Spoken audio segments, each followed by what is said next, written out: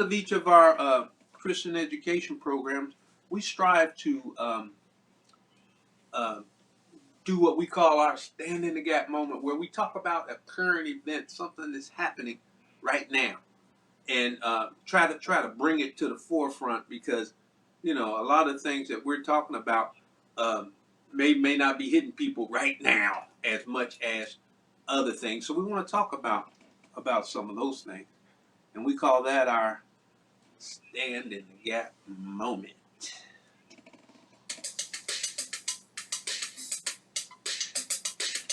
Standing in the gap, standing for Jesus. Standing in the gap for family and friends. Standing in the gap, one love for all, so we all All right. Well, let's get into it. What I want to start with is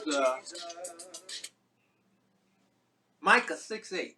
Micah 6:8, and you who have been following me on this program know that I often go back to Micah 6:8, and where God has said, "He has showed thee, O man, what is good, and what doth the Lord require of thee, but to do justly, and to love mercy, and to walk humbly with thy God."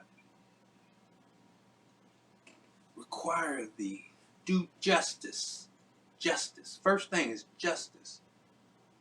To love mercy. Our God is a God of mercy. And to walk humbly with your God.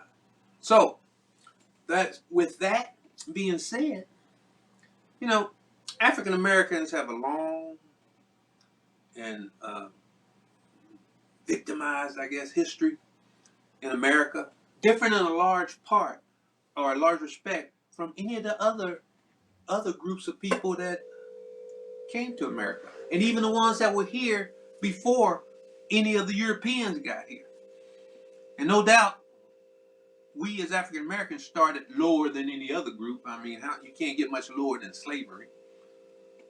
And the fight for freedom has been brutal, and it's a fight that goes on even today. You see, as we talk about current events, we see that the Republicans, the conservatives, the extremists, and all that, they see their superiority and privilege slipping away from them. Slipping away. And they've shown they're desperate to hold on to it. So more and more, they no longer act behind the scenes. They used to do things kind of subtly and behind the scenes, and it had great effect and all that. But when they see it slipping away from them, they get more blatant. And they're no longer acting behind the curtain, but blatantly out front. And there's no clearer evidence of this than the efforts that they're putting forth, the tremendous efforts they're putting forth to limit the voting rights of our people. They're asking for more identification requirements, less voting places, less absentee and mail voting, no Sunday voting, the souls to the polls, none of that. They want to get rid of that. And then they even say, even though we've done all this stuff, which is going to make the lines long and long and long and long and long, while you stand in line, we don't want anybody to give you water, we don't give you food, anything like that. Clear. It's not behind the scenes anymore. They're just saying we don't want black people to vote. Because in this last election, when black people voted, look what happened. We didn't gain back the House. We lost the Senate. We lost the presidency. So we got to make sure it doesn't happen again, because in reality, nobody bought the fact that there was a fraudulent election. They know it wasn't fraudulent. That's why they're trying to prevent people from voting. See, we've got to remember that they're focusing all this against African Americans, and we need to stand tall. We need to stand tall and not let that happen. And if people want to go that way, they got to pay a cost for that. And I'm not talking about going up and shooting them and all that kind of thing. But I like the way that they're doing down in Atlanta, where they're talking to, is it Coca-Cola? Coca-Cola, Delta Airlines, all those companies that are headquartered down there. Some other ones I can't remember right now. There's several of them that they're like, hey, y'all better get on board with us. Because we use your services to a large extent. We know you don't want to lose that. And you say, what is that? That's basically that the Martin Luther King thing, the boycott. The boycott worked. It will work again. So you don't have to go out and shoot up everybody and all that kind of thing. But you need to stand tall, and that's a great way to handle it. But let's not forget that they sure they hate us. I understand that. But America's hatred casts a larger net, and the shame is much larger than just us. They hate Native Americans, tried to kill every last one of them. United States Army tried to kill every last one of them so that they could get their land. Land that they gave to them in a treaty, and then they come back in with the troops and try to take it away because somebody said there might be gold in these Dakota hills, you know? Then combine final to reservations. Their hatred goes beyond us too. What about Jewish people? I still remember that was it Charlottesville? And they're coming out of the woods with all these torches and things talking about Jews will not replace us. Are you serious? What about Asians? Something we found out here recently that is starting to spark up and all that. Chinese, Japanese, Pacific Islanders, Koreans, Vietnamese, Cambodians, etc. You see, they don't like them either. And you know what? We make the mistake of tending to lump them together. But they are not the same. It's a lot of different cultures. But the hate say we hate all y'all. And all y'all the same to us. It's not much different than as we talked about with the Back to Africa movement and all that, where, they wanted to send us back to Africa, place a lot of it never been to, but then send us anywhere in Africa. We're not the same over there as we know. They're fighting among each other. You send us to the wrong area, we're not going to survive because they don't want us and they don't care about that. But in any event, when it comes to these Asians and all that, we kind of lump them together. Now, the hatred and the shame, as I'm trying to say, it's not only against blacks. The injustice is rampant. You see, and we're seeing it rear its ugly head all across the spectrum. Housing, healthcare, jobs, business opportunities, all of it. And we must fight it, be vocal, draw the lines, and unity is the key. And that's why I've kept Micah 6:8 up, because this is what the Lord requires of us, to do justice. And there's no justice in what is happening in this country as to how we treat our racial groups. But the spirit of Micah 6:8 clearly demands that we must do that. We must seek justice for all and love mercy for all. And the gap between what God requires of us and how we act is getting wider and wider. And as you can see then, we must and we need to stand in the gap. Stand in the gap. You see, the recent spike in hatred against Asians, it can't be tolerated. And what even gets more to me is when I see the video of blacks attacking Asians. And it's kind of like that deal with the lion and the wildebeest. We're attacking the oldest people, the smallest people we can find, and we mess them up. It's not all us. It's, as you know, it's not all us. But my question is, why is it any of us?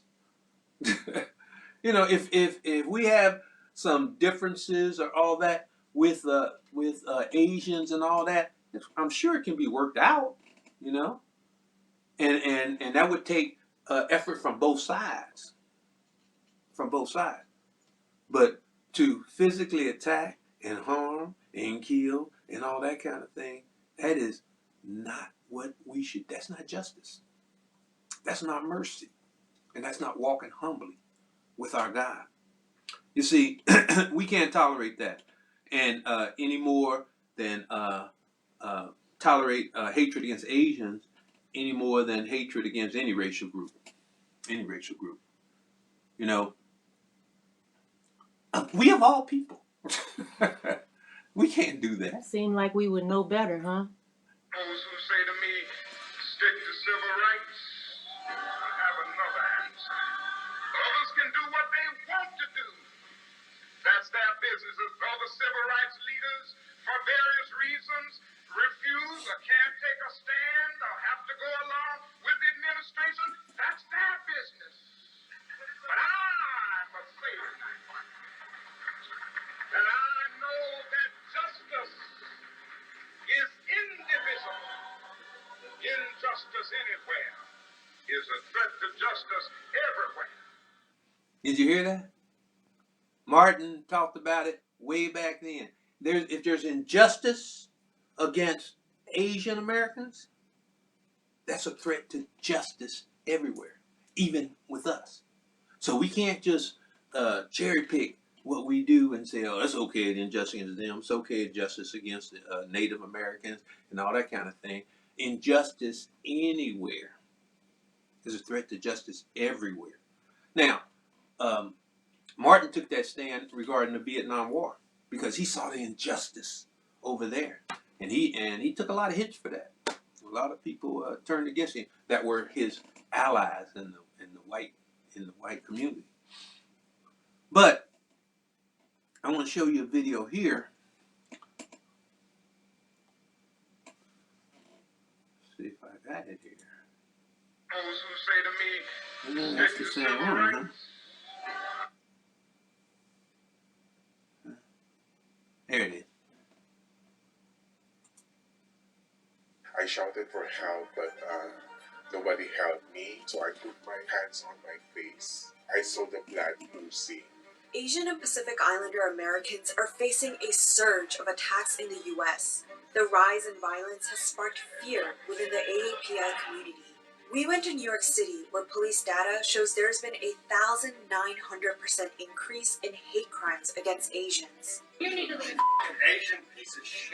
Racism against Asian Americans isn't new, so what is causing the rise of attacks? Do we know if all of these attacks are racially motivated? We do not know that, but look, they are unprovoked. Rallies have been held across the country to highlight the urgency of the issue. Justice for Asians!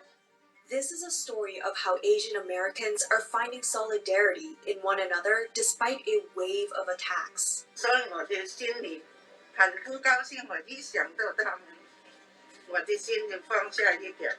We will be invisible no more. We will speak up. We say that we are American too.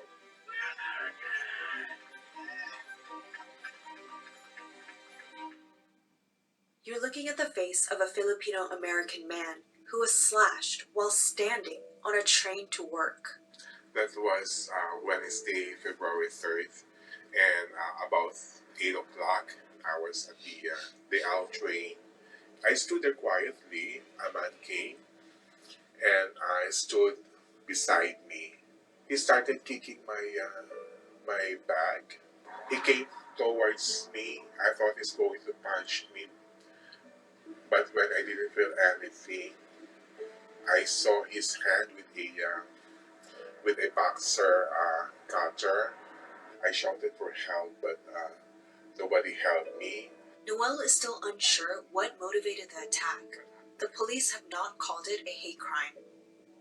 I don't know if it is because of the pandemic. I really don't know if it's because I'm Asian. I have no idea.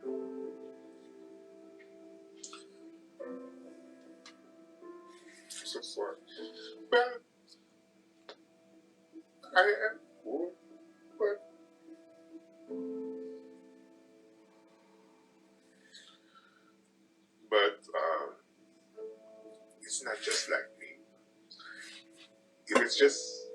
is okay. But I also live with other people. No. Noel considers himself lucky. He's mourning for the victims who have not survived, like this 84-year-old Thai man who died 2 days after an attack on his regular morning walk. Since the outbreak of COVID-19 in 2020, more than 2,800 self-reported accounts of violent and non-violent anti-Asian hate were recorded by a rights group. It's widely believed the spike in racist attacks is due to Donald Trump's rhetoric on coronavirus. But the reality is more complicated than that. It's difficult to pinpoint one root cause for the surge in attacks, but some say a combination of the rhetoric blaming Asians, particularly during the pandemic, along with the ease of recording and sharing these attacks, has contributed to making the issue more visible. We spoke to Representative Judy Chu, who says racism against Asians in the U.S. goes far beyond Trump's presidency. Of course, we have a very long history in this country, going all the way back to the Chinese Exclusion Act of 1882. It was the first legislation to bar immigration of an ethnic group. Yet Asian Americans have played an indispensable role in building the country. The Chinese Americans were responsible for the Transcontinental Railroad from the West Coast to Utah. But now we see that Asian Americans of all backgrounds are essential workers. They are the ones that are on the front lines of the COVID-19 response. To combat the recent crimes, New York City created an Asian hate crime task force, but many say more policing is not the answer. This is how a younger generation of Asian Americans are responding to their elderly who are in fear. Dozens of Asian restaurants and volunteers come together every Wednesday to gather thousands of food packages. It actually started because my girlfriend and I were experiencing racism firsthand. People saying very nasty, profane language, telling us to go back to where we're from. At the same time, we were hearing about food insecurity and our elderly also being violently attacked the same time last year. Despite the stereotype that Asian Americans are flourishing economically, Asians are experiencing record unemployment and hunger. In New York City, almost 1 out of 4 Asians were unemployed in 2020, and businesses in Chinatown have been suffering.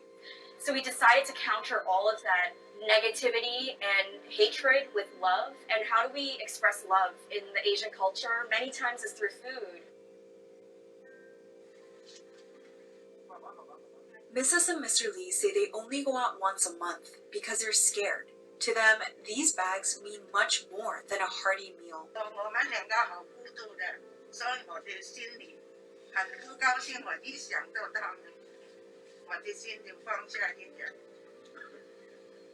对他们志愿者要说什么？有什么信息吗？他们每次来做我的心里，不知道我有什么事情，好吗？这样。 So what can the government do to protect those like Mr. and Mrs. Lee? President Biden signed a memorandum condemning anti-Asian hate, but Asian lawmakers say there is more to be done.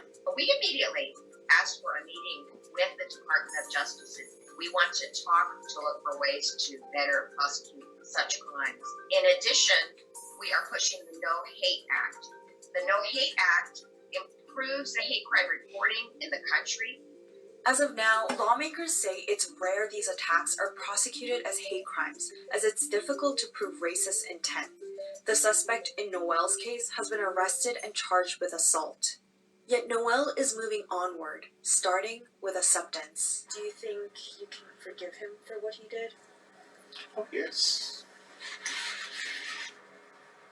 Yeah, everybody deserves forgiveness, yeah. Whatever hardships or grievances that he had in the past, he has to forgo it and live a peaceful life, and he would be happy.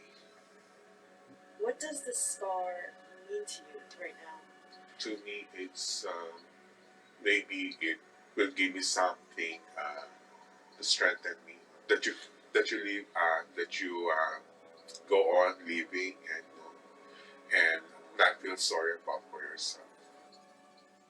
Some of the perpetrators and suspects in recent attacks against Asians have been identified as Black, which has sparked conversations about anti-Blackness among Asian Americans. Tensions between the two marginalized communities date back decades. Conflicts peaked in 1992 when around 2,000 Korean-owned businesses were burned and looted in the aftermath of the police beating of Rodney King. Tensions between the groups had been festering after a Korean shop owner fatally shot a 15-year-old black girl in the same month.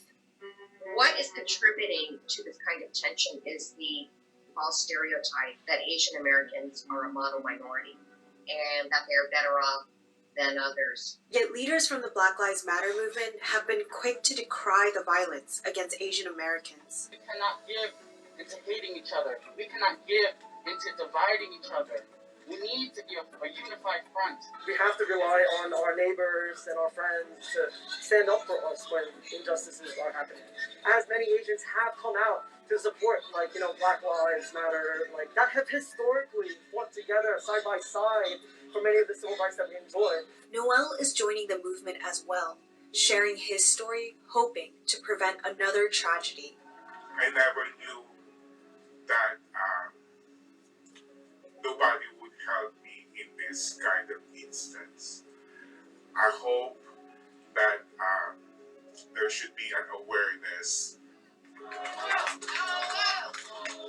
Many Asian Americans say their trauma has been rendered invisible, their voices often unheard in the face of systemic racism. But times are changing. This means we've had enough. We are a force to be reckoned with, and that we care, and that this is a movement we are invested in sustaining. This march is about unity. I want to bring awareness to the fact that we are here for the same fight. The fight to end systemic racism. Asian Americans just tend to get erased as a whole in the country. We still have a common enemy. The common enemy is racism. Justice for Asians! Justice for Asians!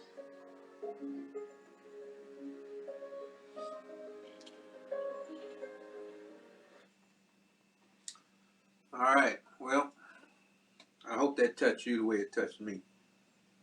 It was very touching, actually. And then to think what happened this week. Exactly. Didn't even talk about what happened this week. They're trying to say that the shooting in Atlanta and the neighboring areas down there by the same guy, they claim, may not have been a hate crime. But 6 of the 8 people killed were Asian women. And, people can talk all they want. But, like I say, I rely on my ears. I rely on my eyes. And I see that for what it is. And I see that it's if this guy is a lunatic and crazy, lunatics and crazy people are empowered by certain things they hear and certain things they see. So if you're going to have the president up here talking about kung flu and virus and all that kind of thing, making fun of Chinese people, you can bet. I do a lot of work in the mental health area. You can bet that's going to translate to those people and they're going to act on it. They're going to act on it. As I say, I got to go back to Micah 6:8. It's act justly, love mercy, and walk humbly with your God. That's our stand in the gap moment. Addressing an issue that is on the top of the newscast. Should be on the top of everyone's mind. The injustice anywhere is a threat to justice everywhere. All right.